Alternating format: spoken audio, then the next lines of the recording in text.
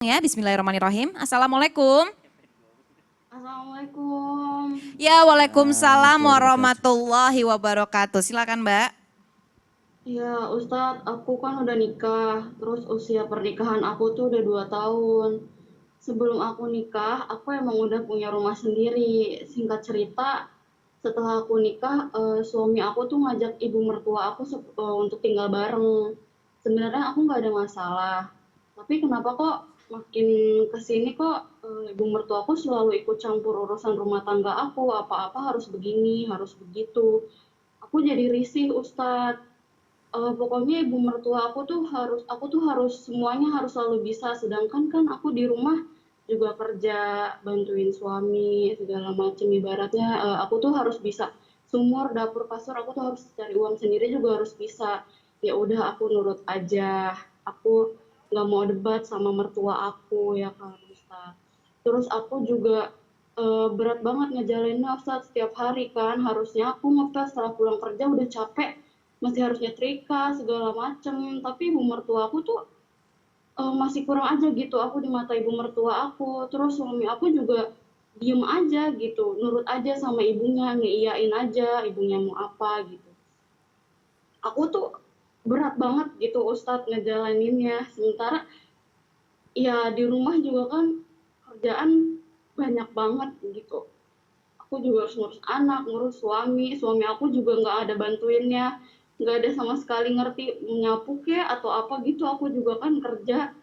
Terus ibu aku setiap aku belanja juga dia masa mintain struk belanja aku, padahal itu pakai uang aku pribadi aku sendiri, itu aku harus gimana ya Ustadz, aku nggak kuat banget, aku nggak tahan Iya, gitu. oke, Mbak. Terima kasih banyak ya, Mbak. Ini langsung akan dijawab oleh Ustazah Lulung. Silakan, Ustazah.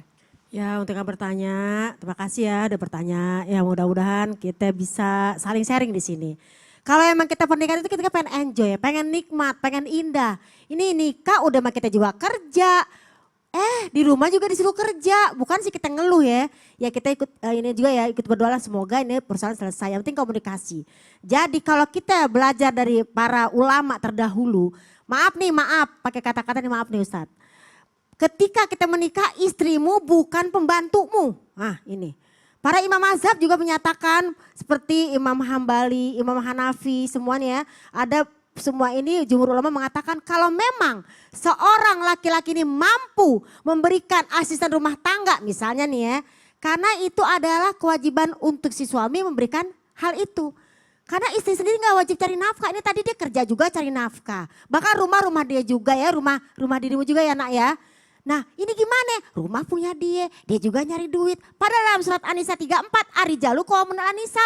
Laki-laki yang harusnya bahasanya nyenengin istri. Artinya sama-sama ngerti dong. Tapi mungkin ini suaminya ngerti. Tapi ya ada mertua. Ini tadi nggak boleh ada dua ratu dalam satu rumah. Ya. Tapi ini kan orang tua kita, orang tua suami kita, orang tua kita juga. Bagaimana nih? Serba salah. Ini yang disayang, ini yang disayang. Ini juga pasti suami juga bingung. Ini emak gue, ini istri gue. Bagaimana? Dalam fatwa mazhab di sini dalam kitab Badai, dalam kitab Az-Zahabi, dalam kitab semuanya nyatakan apa? Seorang suami kalau memang istri itu memang sudah capek dalam artian memang karena dia kerja lagi, maka suami juga harus ikut yang namanya membantu pekerjaan rumah. Mazhab Maliki juga seperti itu. Jangan memaksa istri untuk memberikan yang namanya nafkah. Bahkan kalau dia bisa ngasih khodimat, wajib gitu loh. Ya, Jadi benar. ini nikah nih jangan aduh gimana ya, saya juga ya mudah-mudahan ya terbuka ya. Mudah-mudahan kita doain juga ngobrol lagi sama suami dan sama ibu. Ya, bismillah ya Mbak. Mudah-mudahan bisa dikomunikasikan mungkin ya secara terbuka. Ya, terima kasih Ustazah Lulung. Ya, Ustadz Syam silakan. Ya dari Ustazah Lulung kita belajar sama-sama, begitu juga mbaknya mungkin bahwasanya muasyarah itu penting. Artinya musyawarah dan muasyarah itu penting. Muasyarah itu artinya kita kasih tahu ke suami gitu kan. Kasih tahu kepada suaminya bahwasanya pekerjaannya udah begini, begini, begini. Atau kasih lihat aja gitu bahwasanya saya tuh udah ngerjain semuanya tapi ternyata di mata ibu tuh aku selalu kurang gitu kan. Insya Allah kalau suaminya adalah seorang suami yang saleh maka insya Allah akan mengerti. Tapi kalau misalnya dalam keadaan suaminya pun bukan orang yang saleh, kemudian ibu mertuanya pun bukan salehah. Ya udah kita ngukur diri sendiri aja. Apakah kita sudah salehah di hadapan Allah Subhanahu wa taala? Karena kalau berhubungan dengan ujian seorang yang sudah menikah mungkin diuji dengan pasangannya, yang tinggal sama mertua itu akan diuji dengan mertuanya, apalagi yang belum menikah kan semua ada ujiannya dan ujian ini tidak akan pernah abadi gitu. Jadi artinya kalau misalnya udah capek dengan ujian ini ya diukur aja bahwa tidak akan ada yang abadi itu. Ujiannya nggak akan ada yang abadi. Kita mau tinggal berapa lama sih? Apakah akan abadi bersama mertua? Nggak juga. Misalnya mungkin mertuanya lama kelamaan juga meninggal dunia atau kalau bukan orang mertuanya meninggal dianya yang meninggal dunia gitu. Iya. Kita nggak ada yang abadi di dunia ini Iya maksudnya benar, gitu. Masya Allah. Terima Ya. kasih banyak Ustaz Sam. Jadi sekali lagi ya Mbak. Sabar gitu ya. Sabar ya Mbak Mm-mm. dalam menghadapi ujian ini karena ujian gak selamanya. Bismillah mudah-mudahan mungkin kita bisa perbaiki hubungan kita dengan Allah agar Allah memperbaiki hubungan kita dengan manusia lain ya. Amin amin ya robbal alamin. Terima kasih banyak Mbak. Apakah mau ditanyain lagi Mbak?